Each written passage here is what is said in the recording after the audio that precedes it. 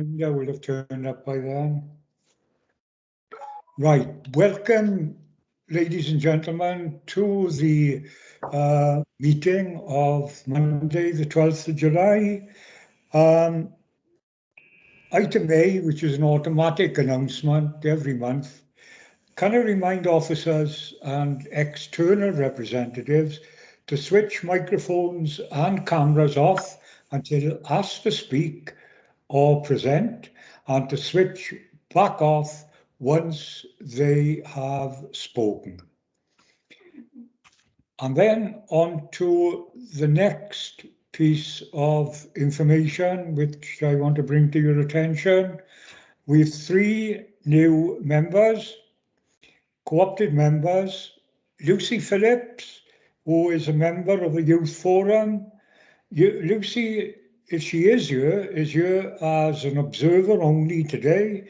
She's yet to complete the training.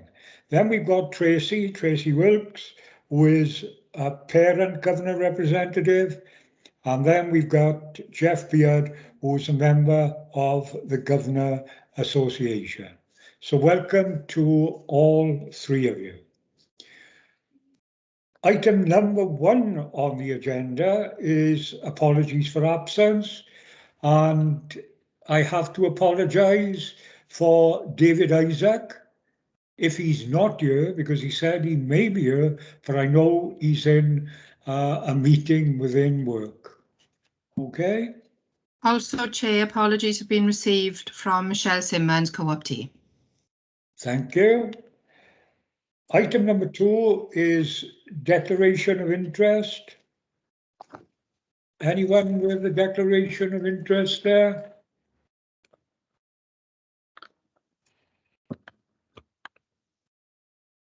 If not, we go on to item number 3, which is... Harvey, sorry, I did put my hand up.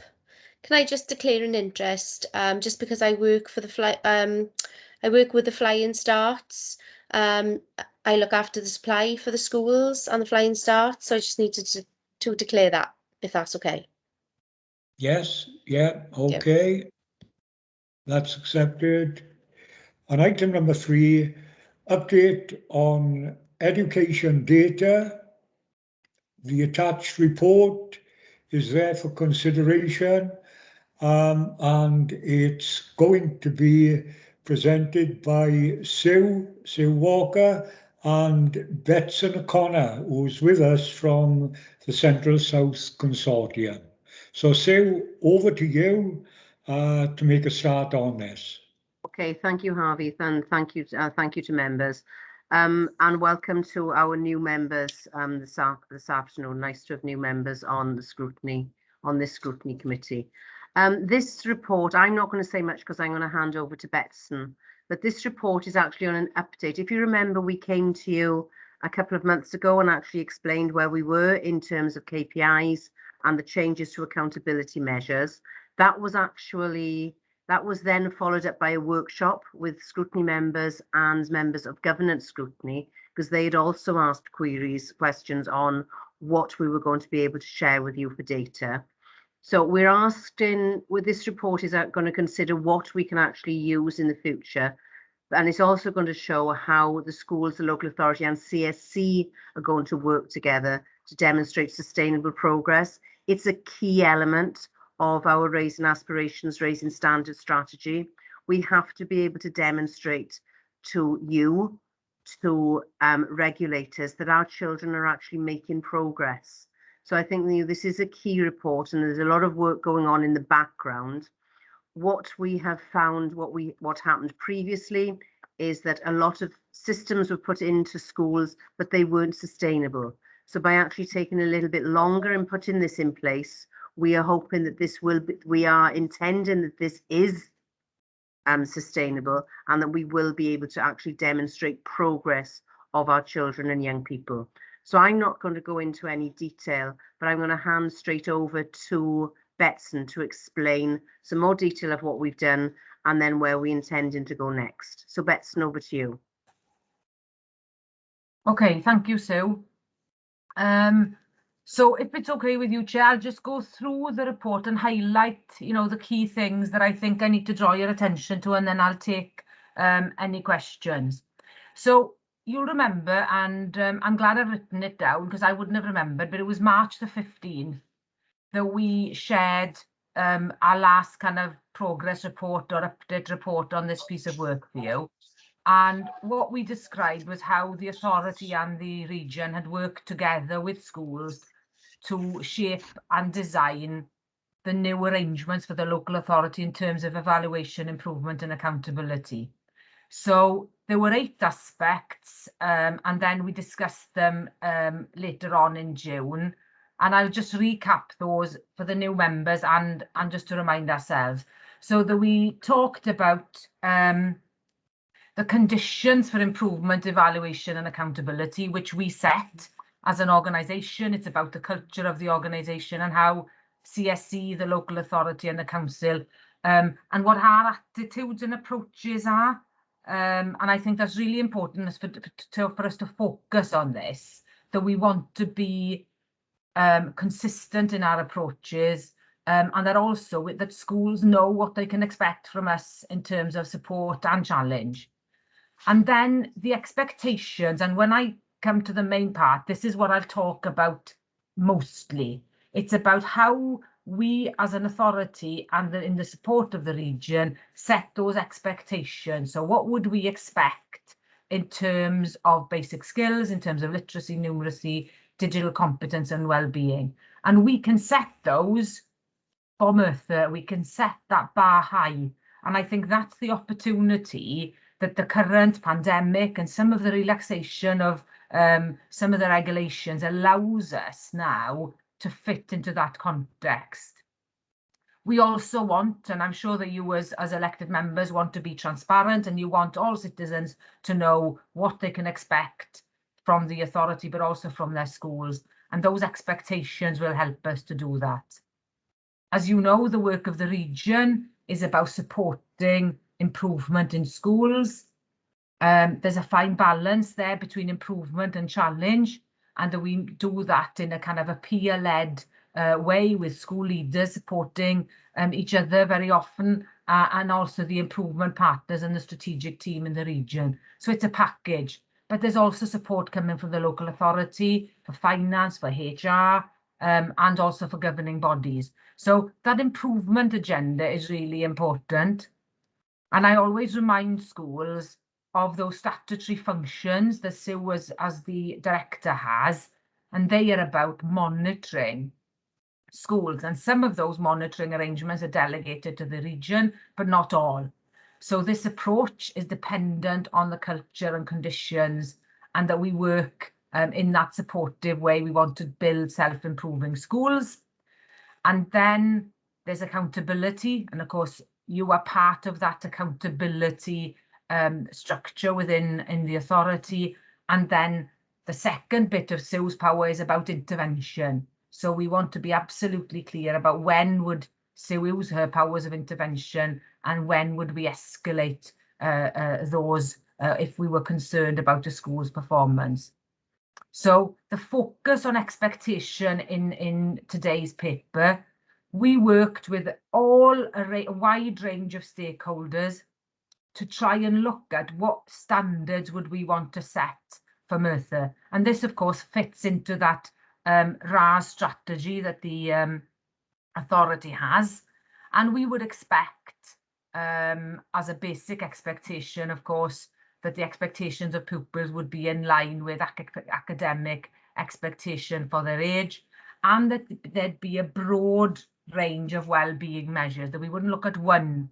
So, for example, maybe traditionally we'd look at the level 2+, so we'd look at attendance, but we would want to look at a broader range of measures to schools. So you'll see here quickly in the report the dates of when we spoke to people. But the important thing I want to speak to you is about the feedback that we got. So the feedback including the following things: that everybody recognised that there was a clear opportunity now to shape a contextualised system that was fit for purpose locally for Merthyr and for Merthyr's schools. I think that's a really positive thing. What came through, and again specifically very strongly from the governors when we met with governing body leaders, they were saying we need to focus on schools as safe places, a haven of support for families. And I think that's a really important focus, especially as we've seen how schools have responded during the recent pandemic. We also wanted to focus on positives. The school leaders in particular were keen to look at things that they were doing well already and use those strategies or approaches to do further work. Again, going back, feedback from governors and from you as elected members was about making sure that our learners became active, informed citizens. That fits really well with the new curriculum that's coming soon. And then building on the strengths of democratic accountability from the outset. And I think that's why we're bringing this paper today, and that's why we approached you initially in March to lead the way, really, in terms of structuring this approach for the local authority. Now, what we wanted to do was to build a common approach across the local authority. So I was really glad to hear that a lot of the stakeholders that we spoke to, secondary school leaders in particular, governors, senior officers in the authority, all agreed that we wanted to look at a common approach. And that we then wanted to make sure that assessments were fit for purpose, so that they weren't about just being a stick or an accountability stick in particular, that it was about supporting learning for individuals and letting individual pupils drive and meet their achievement targets appropriately and depending on their needs, their support, etc. We also needed to make sure that schools had assurance from us that information was used appropriately. So we know that in the past, that we may have not used the data for the purpose that it was designed for. So if I give you an example, categorization of schools was initially designed as a support tool and how to lever more support to schools when they needed it. But it was then used inappropriately to judge schools about the progress, and it became a high stakes accountability tool. So we want to give school assurances that they are safeguarded as we do this piece of work. I have to also feed back to you, not everybody was as positive of some of the feedback that I've described already or in the report. Others felt it was appropriate to avoid shaping a local approach and felt that we should wait for Welsh Government to shape those expectations for us, and that we didn't have enough focus, for example, in the RAS on primary schools. We also had feedback that people felt that we didn't need this collaborative approach and that they already had this excellent knowledge of what pupils were doing, and that there was enough autonomy in the system and that we didn't need to work together.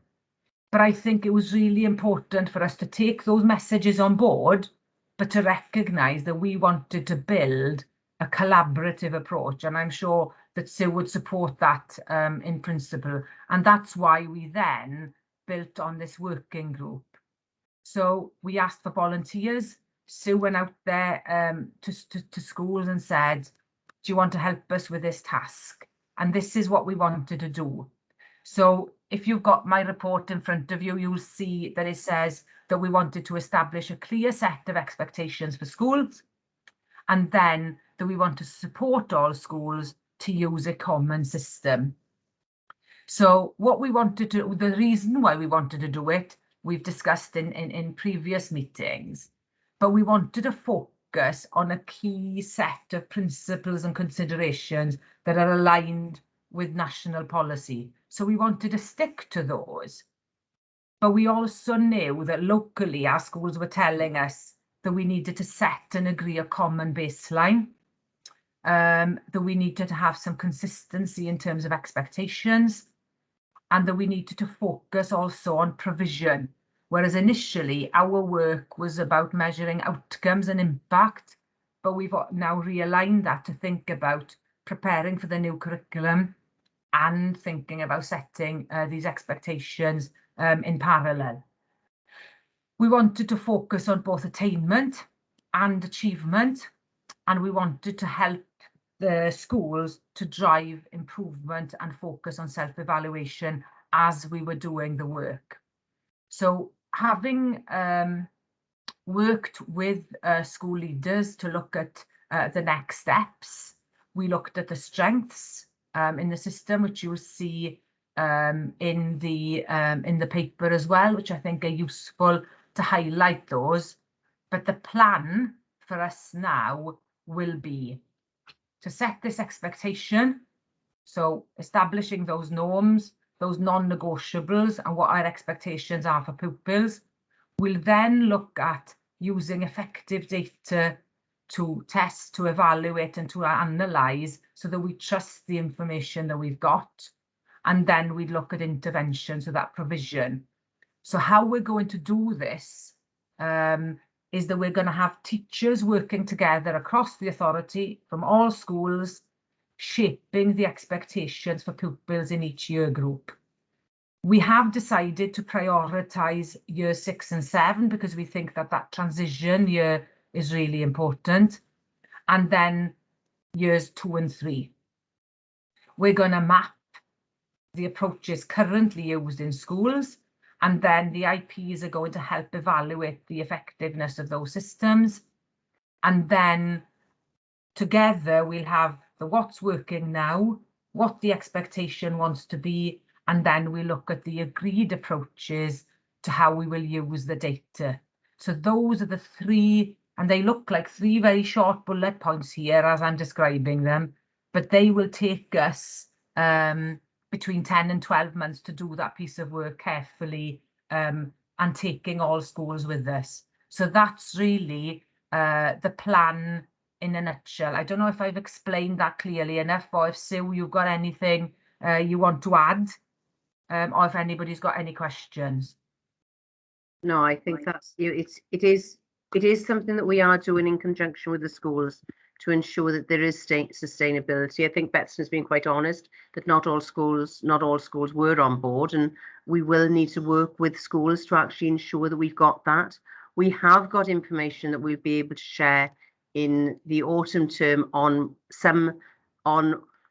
not so much progress of standards, but actually this progress of the support that the consortium is actually giving to the schools, which gives you an indication of where we think they are in relation to leadership and in relation to standards.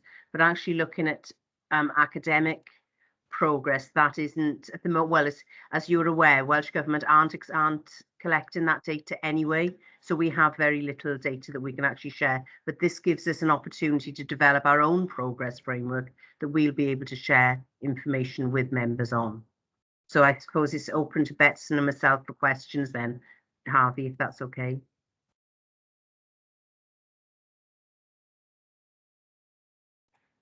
You're on mute, Harvey.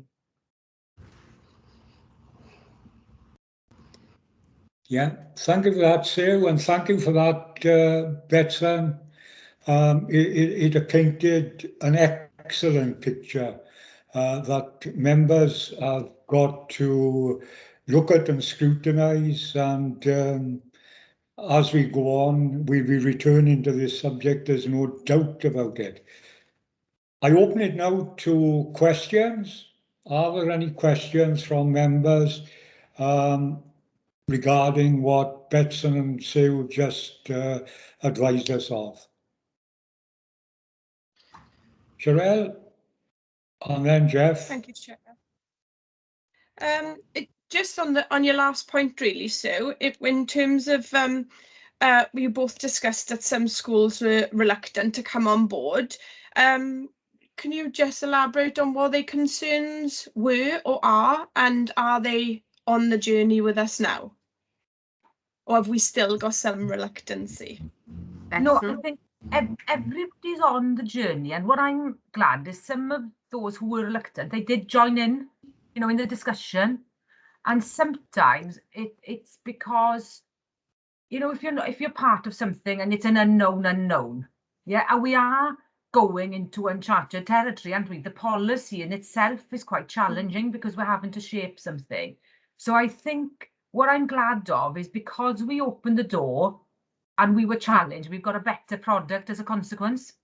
So I think everybody is now in the conversation, which I think is positive. I don't think everybody's convinced, but at least I think everybody's in the conversation and are able to influence. And I think over time, as we shape it together, I hope that they'll come with us. And that's why I'm calling it a bit of a coalition. Because I think we will move and it will take time. And I think Sue and I could have probably done the work in 12 weeks. But it's going to take us 12 months because we want to take them with us. So I hope that if you were to ask me the same question in 6 months, that you'll get a more positive answer as we go on. Okay. Okay, fab. Thank you. Jeff? Thank you, Chair. Question to Sue and Betson. You said about the transition between years 6 and 7, and you will both be very much aware that there is always, and as has always been, a problem on transition between years 6 and 7, sometimes going down the double teaching of the same categories twice, and I don't need to repeat those two. How will this strategy, this report, this system assist in that? Because it's always been one teacher says one thing and another teacher says something else. Despite the best efforts of everybody concerned, there is always a doubling over of information to pupils, and we tend to lose a little bit, if not all, of year 7. Before Betson comes in, Jeff, I think we have got secondaries and we have got primaries on that group, and that's a conversation that we've actually had.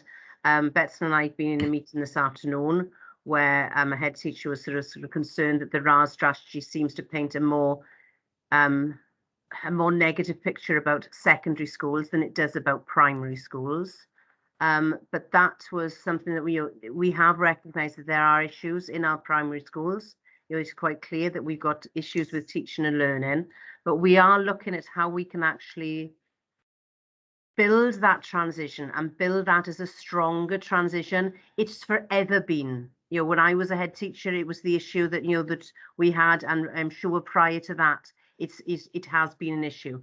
But it's about working with both primary and secondary. And I think one of the issues is bringing on board primary colleagues to actually take corporate accountability for those children that move into the secondary sector, that actually you haven't finished with them in July of year 6. They are still, you have started them off and they're on that journey. And there is going to be a dip between July and September. The children won't be in for 6 weeks and then going into a very different structure. All of it, they've had the same teacher for the whole year, and now they're all of a sudden they've got 5 lessons or 6 lessons a day with different teachers. So it is a different structure, but hopefully they work with the curriculum for Wales as well, which is a 3 to 16, and the need for secondary teachers next year to start learning from primary practitioners. Now Jeremy Miles has put that curriculum back a year for secondary, is all supports us in actually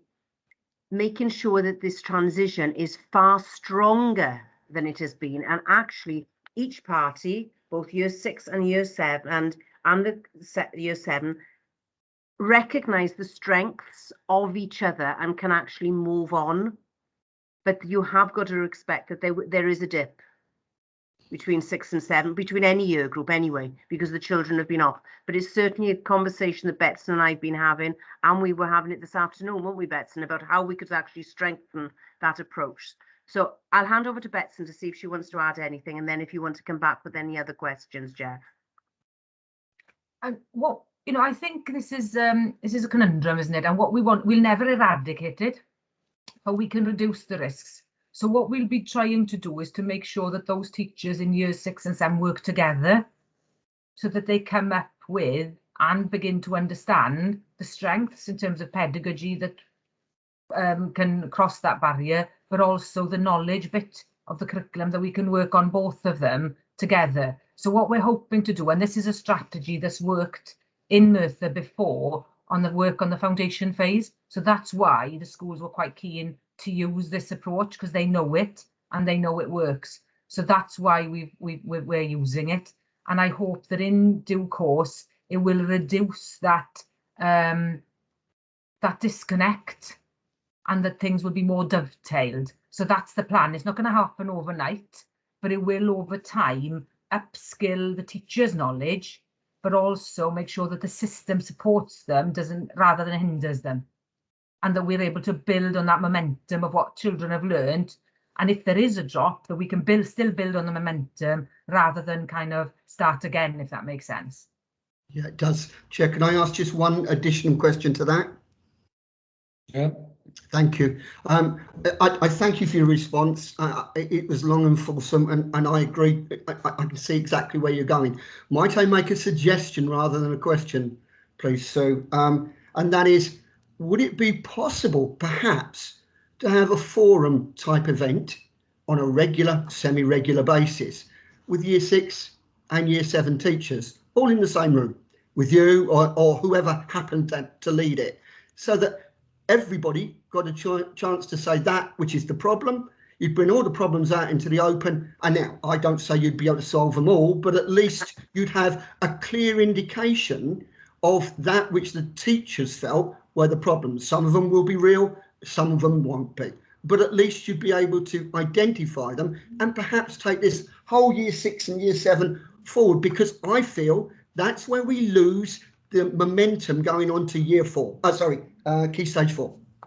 That's exactly what we'll be doing, to be honest with you. We'll be bringing them together to workshop these through together.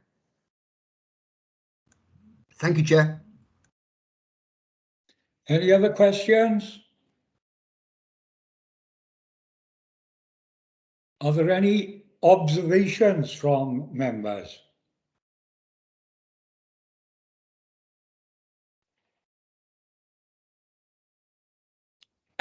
Chair, yeah, just from my observation, I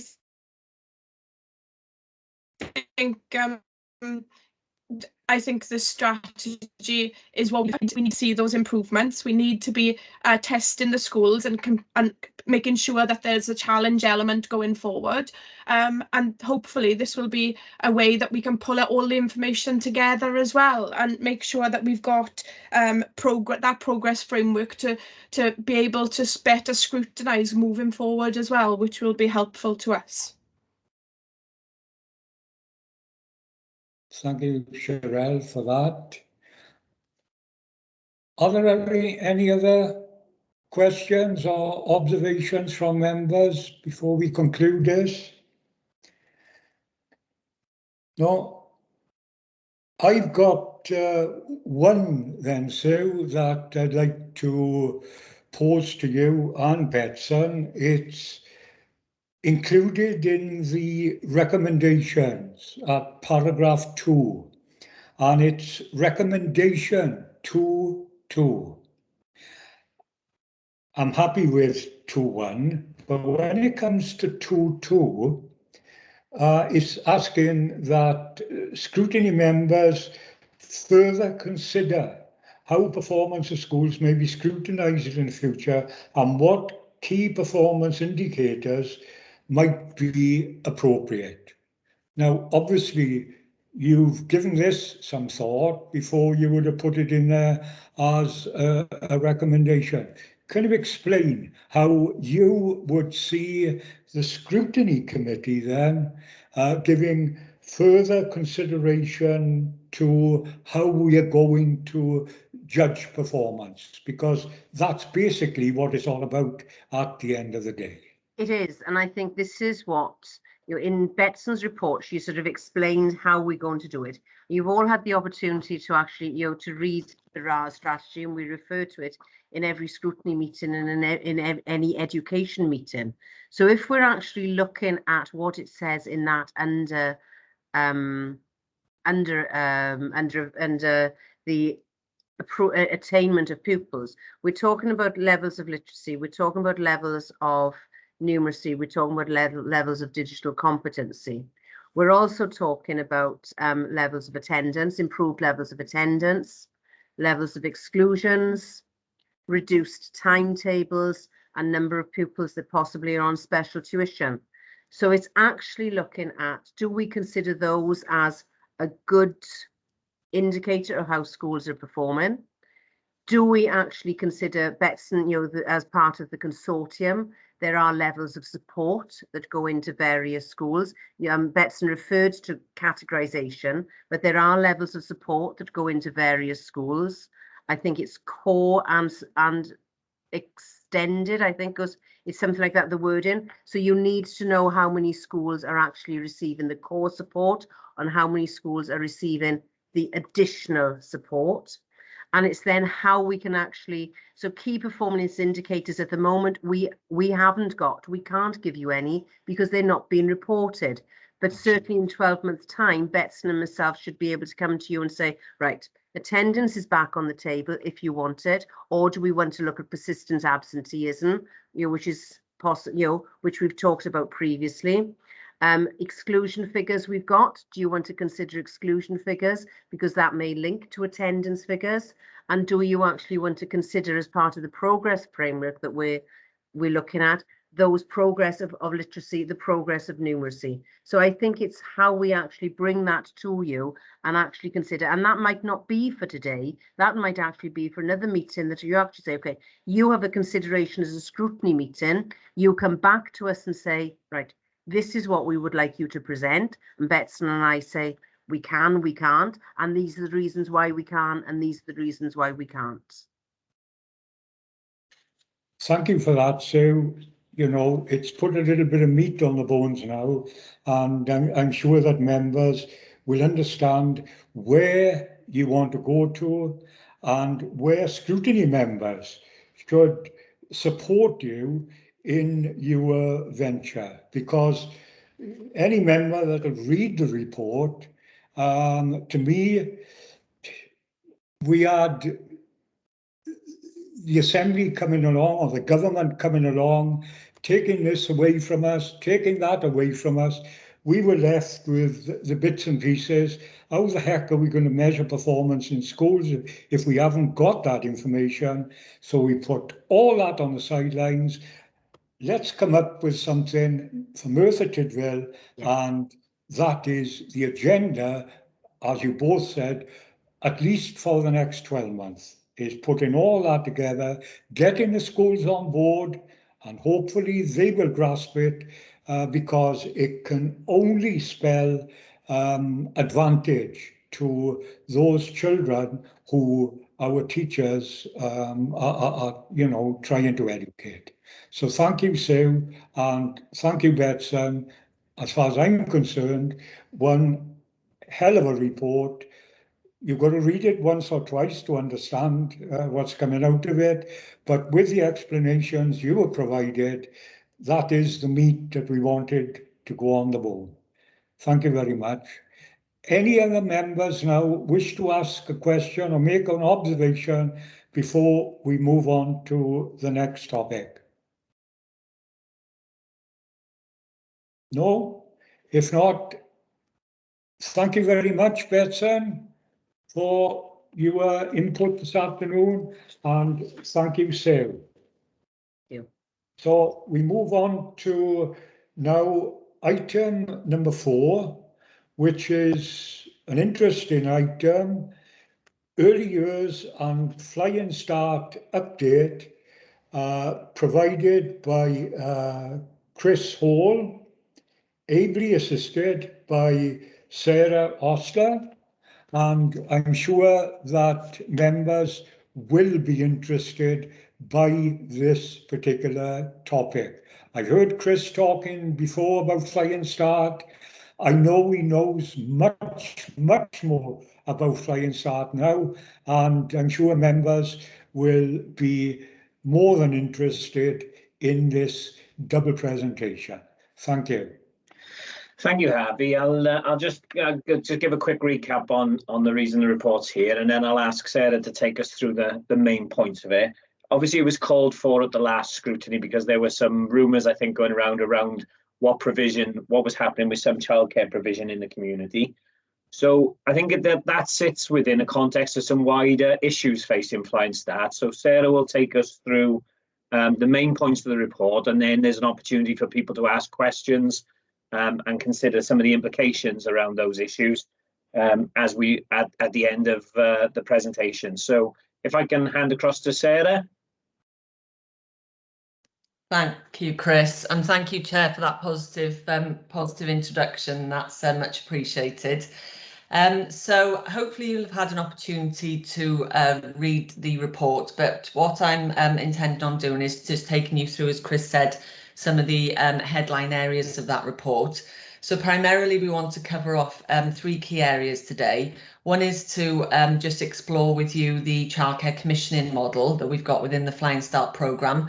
The other is looking at our outreach approach, both our current outreach approach within Flying Start and our potential future, and also just to share with you some developments, particularly within the Pendarren area, that has come to our attention recently that we're working to respond to. So in summary then, the Flying Start programme is one of the Welsh Government's flagship early years programmes. So the Flying Start programme has been with us in Merthyr Tydfil now since 2007. And we're pleased that the Welsh Government has more recently recognised it in its commitment to government for the next 5 years, which is brilliant. So it's not going anywhere in a hurry. So that's great news. So it's a geographically targeted programme aimed at children 0 to 4 years of age. And it's targeted at those most deprived communities. So for us in Merthyr, that means that we've got 15 lower super output areas within Merthyr that benefit from Flying Start programme, which equates to 41% of our 0 to 4-year-old population. What the Welsh Government do is they give us a target cap number that they would expect us to be working with. So for us in Merthyr, that's 1,204 children at any one time we would expect to be within the Flying Start programme. So that's just to give a little bit of an overview. So what is the Flying Start programme? So it's made up of 4 core entitlements. One of those is the Flying Start is the childcare programme, which is funded part-time childcare for children aged 2 to 3, to the point that they then access school provision. We've got an enhanced health visiting service, access to parenting programmes and support and early language development support. And also that's the 4 entitlements that the Welsh Government expect us to deliver as a given. And within Merthyr, we've responded to some local needs, and we've also got some family support elements and some targeted midwifery services. So it's very much about those preventative services, working with our youngest children to offer families the support that that they need during that time. So the one of the elements for discussion is the childcare commissioning model. So it's really important that we keep under close review the supply and demand for childcare in our area to make sure that the two are matching up. Some of you may already know that we've got a statutory duty within the local authority to ensure that we assess childcare, and we do that every 5 years through the childcare sufficiency assessment. And that is due for renewal and submission to Welsh Government by June 22. And what that sufficiency assessment does, it delves really deep into our current supply of childcare and very deep into the demand for childcare. So it works with parents and looks at our current take-up, etc., to see that there's some alignment between the two. Then we have a duty to respond to sufficiency of childcare within that Childcare Act. So that's just to give a little bit of context in the statutory context. So where were we around childcare commissioning? So back as far as 2007, when Flying Start came about, we exclusively funded 6 childcare settings to provide Flying Start childcare for those 2 to 3-year-olds. Then when the expansion model came about in 2012, we took stock to see where we were. And we took a slightly different approach to our expansion of the childcare sector, whereby we adopted an approach where we have core providers, where we will fund 40% of their provision, and any above and beyond that for any eligible children that attend. And we have approved providers in Merthyr, whereas if they have a Flying Start eligible children attend, we will fund that child. What that does for us, and it is a model that we're particularly proud of, is the fact that we have 98% of all early years providers in Merthyr are able to offer some form of Flying Start provision. So that's enabled us to increase the quality of the sector and also supports that mixed economy approach. So one of the things that impacts on that childcare commissioning model is our birth rates and what is happening with those. So where our birth rates are telling us is that we've got a decrease in birth rate across our population, and that's not uncommon to Merthyr. That's something that's happening Wales wide. But obviously that is going to impact on the demand for that childcare provision. So we need to make sure that our commissioning model is future-proof and that it's fit for purpose for what our future demand for childcare provision is likely to be. In addition to that, with our fall in birth rates, we are going to see the potential for the drop. So if you recall, I mentioned to you that the Welsh Government has set that we are to work with 1,204 children at any one time. So if we're seeing a fall in birth rates, that's going to affect that ability to work with that number of children. So what we have got the capacity to be able to do is work with children outside of Flying Start areas. So our current approach to working with what we class as outreach in Flying Start is we work with children who are deemed to be high need families, for whatever reason that may be, and there's a heavy involvement from health visiting to determine that, is we will, if they move out of a Flying Start area, we will continue to work with those children on the basis that it is providing that continuity of support for those families. One of the things that we will need to factor in is what will our future outreach approach look like on the basis that we are seeing a decline in birth rate, and how would we like to approach outreach going forward. I'm just taking through the report now. The other area that I mentioned to you that we need to bring to your attention is in the Pendarren area in particular. We have got an early opportunity to review our childcare commissioning arrangements, because we have had 2 providers within that area submit their notice to withdraw from the delivery of Flying Start childcare provision. So what that has done, it's given us an opportunity to reflect in that particular area, what is our demand for future childcare provision look like? And what it tells us, as the report suggests under 5.3, whereas where we currently fund 31 childcare places as a minimum in that area, come spring 2022, there will only actually be the demand for 22 childcare places in that area. So that's almost a third drop in demand in that area. So that does give us an early opportunity to have a look at how we approach commissioning. So what we are doing in the Pendarren area in particular is we are going out and we're testing the market to see if there are any providers who wish to replace the providers that are currently delivering and take on the management of childcare provision in that area, with a proposal that we would commission with them on a different basis in our current arrangements with the existing provider. The report then goes on to speak about how there are also other developments within our population that are going to impact on the demand for childcare provision. So under 5.5, we talk very much around how there are currently 2 local authority managed provisions within the Gurnos area.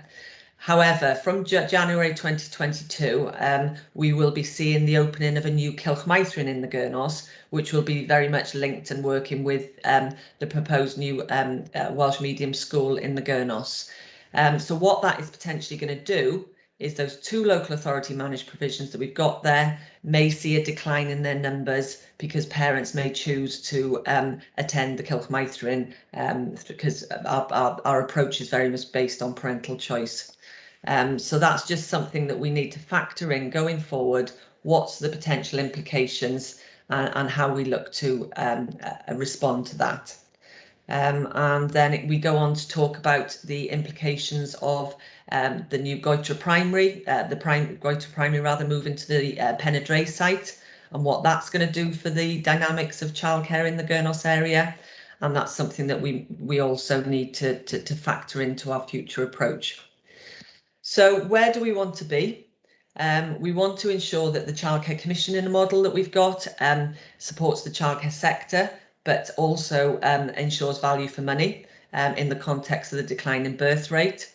And we'll very much be relying on the childcare sufficiency assessment to inform that work.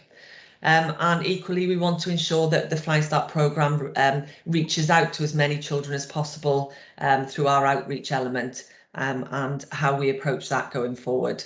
Finally, we want to ensure that within the Pendarren area, we have consistency of provision for families in that area by ensuring that we have a new provider coming in to deliver services for children and families in that area. So what do we need to do? We need to go and commission for the childcare sufficiency assessment to an independent organisation to come and complete that piece of work for us by June 2022 and use that to inform our childcare arrangements going forward. We need to, in the context of the commissioning model, and we need to look at the outreach provision and the Pendarren approach. So that's a whistle-stop tour of the report. I don't know if anybody's got any questions. If I can just come in, Chair. For that, any questions? Jeff? Yes, please, if you wouldn't mind, Chair. Thank you very much. Sarah, could I take you to item 5.1? And that's the population trends, basically. You'll be aware, obviously, like everybody else, there's been COVID-19. And without putting too fine a point on it, similar disruptions in the past, I'm thinking electrical cutouts, etc., have meant that families have enlarged, perhaps unintentionally, but let's leave it like that. So has that been taken into account? Sir, can I just pick that up a second? Sorry, Chris, yeah. That's okay, that's fine.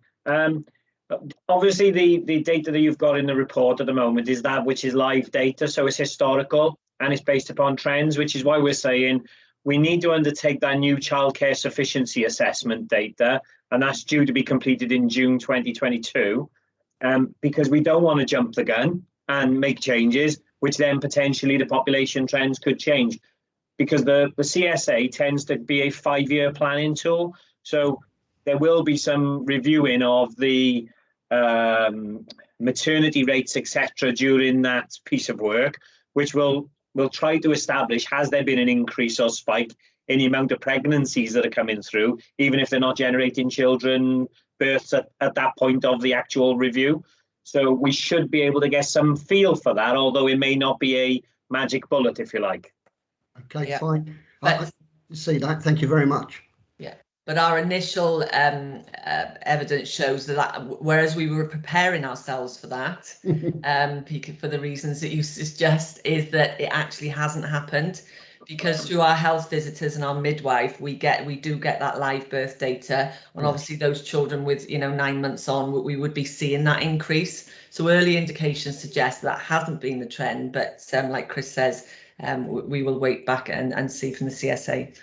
Thank you. And then could I take you on to area 5.5 with your permission, Chair? I have one question and then probably 3 bits of questions after that, if it's all right with you.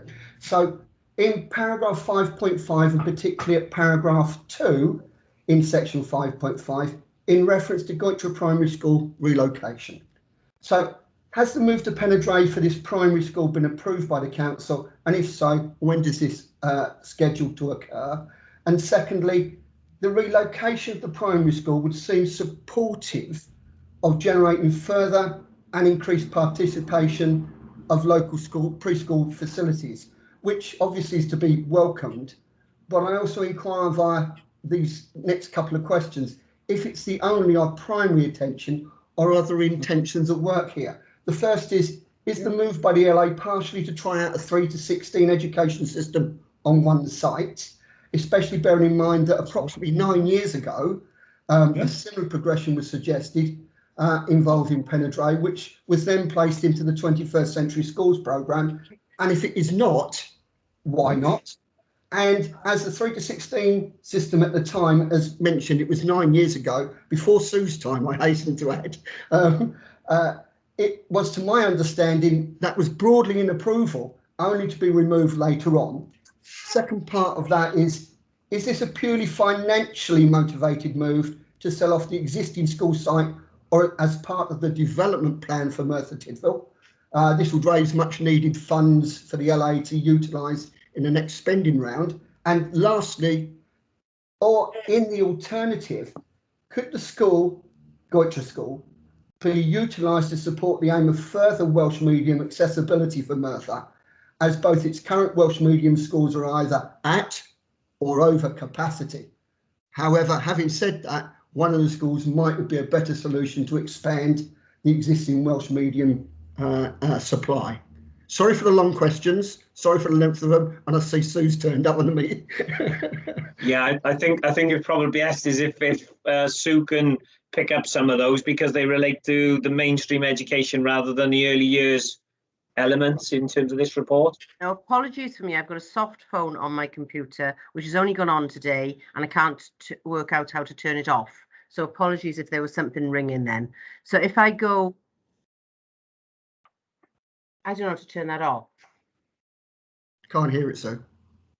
Okay, well, I can't. It's annoying me. Right, okay. There we are. Right.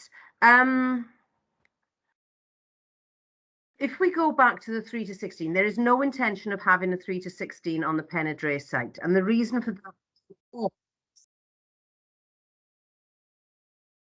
that, the reason for that is that there, when we had discussions about it, we felt that if we had a 3 to 16, because of the, how can I put this politically? Because of the situation of where it is, and the fact that it is on,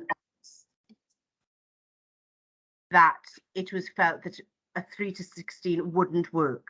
But we did need a new build for Goethe Primary School and a refurbishment for Penydre, which would give 21st century schools. It would also give us the opportunity to develop the sports area, so the sports villages up there, the swimming pool, etc., and develop early years on that site, but keep the integrity of a separate primary school and a separate secondary school.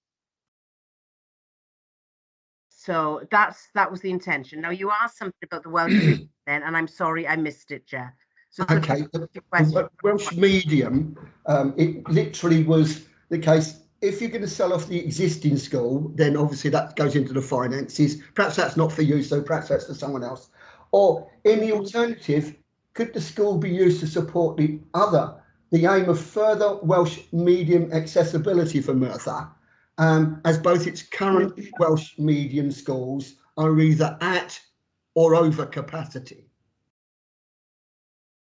Right. The reason for the third Welsh medium school is because we're at or over capacity in the other Welsh medium schools. It's also part of our Welsh in Education strategic plan for last year to have that third Welsh medium, for last WESP to have that third Welsh medium school. It does mean then that we will have a Welsh medium school in the north of the county, in the centre of the county, and in the south of the county. So we do actually have that capacity there. It won't grow. It is growing as a satellite school for our current Santes Tydfil, and until such time as it moves into a new build, which is all subject to certain other things happening. Our school bills, our capital bills are subject to other activities taking place. So as soon as we've got those in place, and the Welsh medium school goes into its final destination, which at the moment will depend on other things, we will be able to have a new head teacher there. So we will have 3 Welsh medium primary schools, sorry. Thank you very much for your answers, Sue, as usual, full and fulsome. Thank you. Are there any other questions from members?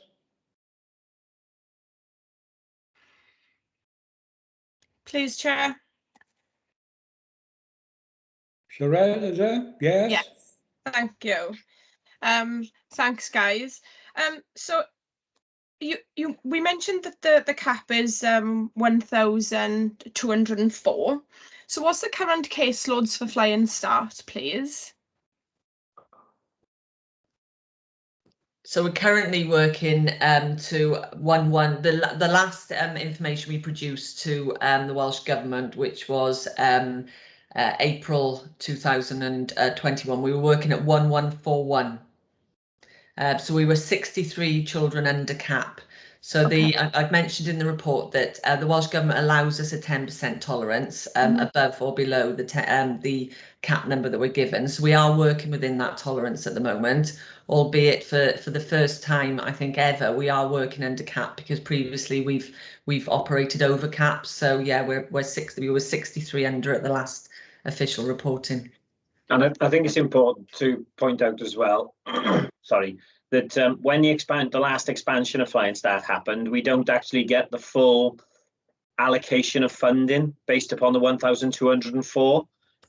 We've had to do a deal with Welsh Government because the expansion that was taken by colleagues previously was actually too many young people coming into the programme. So we had a significant increase in funding into Flying Start, but it doesn't represent I can't remember the figure, 2,100 and something per child that is meant to be allocated. So Merthyr doesn't get that full allocation per child. So managing the budgets and the childcare is always quite a challenge. Mm. You know my views on Flying Start, guys, and I think that all children should have it. Nevertheless, we are governed by the cap number and the funding that comes through Welsh Government. But what I would desperately like to see is that we maximise on that under cap number. So there's 63 potential families that could be supported in Merthyr Tydfil.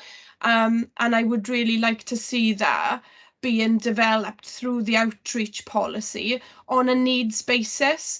So Merthyr as a local authority has developed the Early Help Hub. It's developed the vision for Merthyr, so families have the right access to services at the right time. And I think Flying Start outreach should be a significant element in the Early Help Hub model for the local authority. What that does for us as a local authority then is takes away the LSOA boundaries and the restrictions of Flying Start and opens it up to allow families who desperately need that service to have it provided through the local authority through this funded programme. And that's something that I would desperately like to see in Merthyr, is an outreach policy that is open to anybody across Merthyr, based on a referral, based on the needs of the family, and more importantly, the developmental needs of the child, particularly coming out of the pandemic. That we all know that the early identification of speech, language, and communication, and the fact that we've got higher developmental needs coming through by the time children reach childcare, yet alone school. And I think this would be a critical move to support families coming out of this pandemic. So I would just like that not only noted, but hopefully we can do some development work around that to make this accessible for up to 60 families. Hi, thanks for that, Sherelle. Yeah, completely agree with you in terms of the need to maximise the amount of cap figure that we've got, which is why we're saying we need to review the outreach policy and actually take that forward. I think the challenge for us, or the positive, if you like, is the work that we've been doing with RCT on getting the vulnerability assessment data for children even before they become known to our services, so that can be identified at both the midwifery and the birth stages where the health visitors are in, so that information can come across and allow us to target families before they become to a referral point, in order that can influence the future development, so we can get in right at the starting point of those as well. But absolutely, and that's why we're saying we need to do this piece of work in order to make sure we maximise our cap figure. Thank you. Thank you, Chair. Thank you, Sherelle. Any other questions from members? Any observations from members?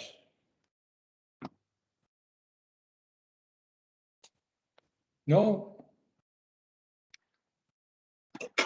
If not, can I take this opportunity, Chris, of thanking you and Sarah for what is a vitally important report, particularly come June of next year. And we've got to make sure that we've got all the ducks in place at that moment in time, because I know we've got organisations dropping out. We are trying to get other organisations to show. You've got quite a lot of problems to resolve before June of 2022. So once again, thanks to you and Sarah for producing this report. I'm sure members can see now that Flying Start is not as simple as what we all believed it to be. So once again, thank you very much. Thank you, Chair, much appreciated. Thank you, Abby. Okay.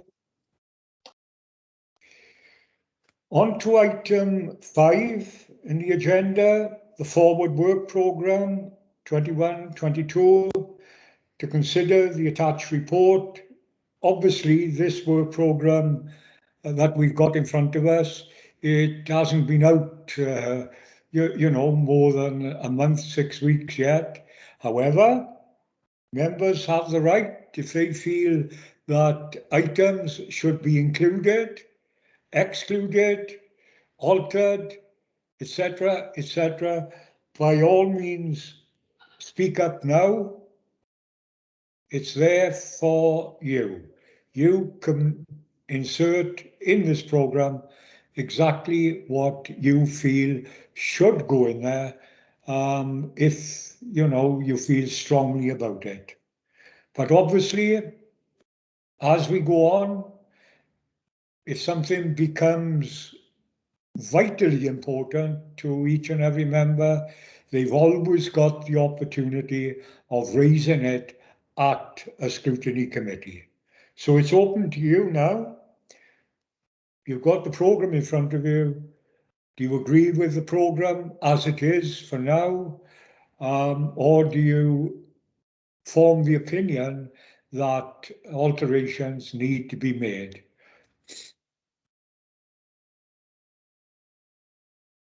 No, you're all happy with that, I take it. But as I said, you can come back at any time. Item number 6, scrutiny referrals, feedback and follow-up. Saif, have we had any referrals up to now? No, nothing to report, Chair. Okay. And item number 7 is a reflection and evaluation of the meeting. Well, we've had 2 very important items on the agenda, particularly the first one, which Sue and Betson went through in detail, and that, coupled with the RAS project, I believe, is setting the scene for education in Merthyr for the foreseeable future.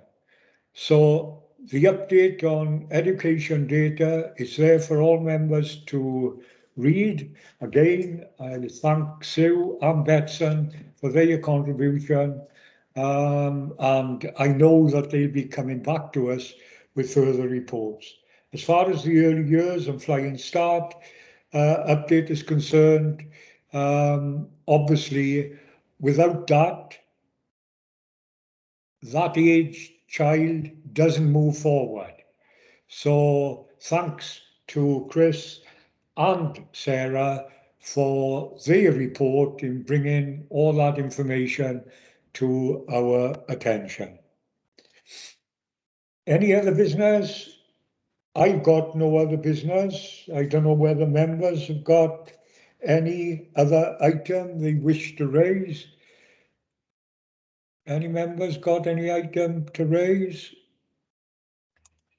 No? No. If not, I thank you all for attending and declare the meeting closed. Thank you very Thanks, much. Chair. Thank you, Thanks, Chair. Harvey. Thank you. Thank you very much, Chair. Thank you.